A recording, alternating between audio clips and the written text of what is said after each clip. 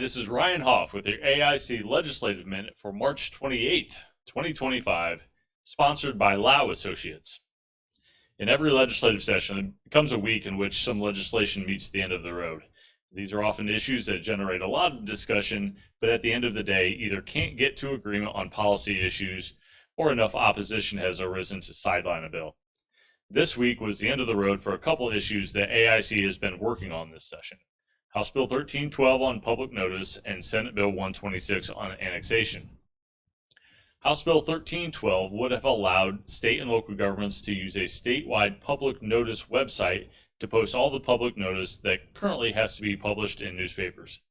Despite the cost to government and the difficult scheduling hoops counties are required to jump through to make this printed publication, the Senate Local Government Committee voted down this proposal this week. In the House, the Local Government Committee pulled from consideration a bill that would have outlawed forced annexation in Indiana. Both issues appear to be dead for this session, but as I was reminded just this week, they will be back for another session in just 9 months' time. The last day for committee consideration is less than 2 weeks away, so we are reaching crunch time. Looking forward to next week, we anticipate many of the major bills to be heard in committee. This includes a controversial stormwater management bill, House Bill 1037 on Monday, House Bill 1427, which is the agency bill for the Department of Local Government Finance, is being heard Tuesday, and likely House Bill 1461 on road funding will be heard Thursday in Senate Appropriations.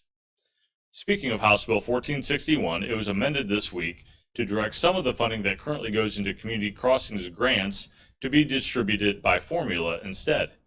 I'm happy to report that counties do quite well in this distribution, so we'll obviously hope to keep positive momentum there.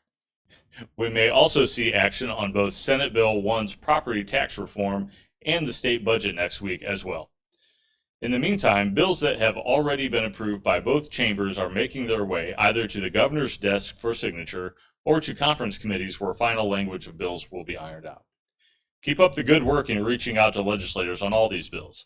I will make one special request for you to reach out to your legislators in support of the Health First Indiana public health funding to be maintained in the state budget. As we reach the end of the session, your voice becomes even more important, especially for budget dollars, which will have a lot of competition in the state budget this year. Have a great weekend. This has been your AIC Legislative Minute, brought to you by Lau Associates.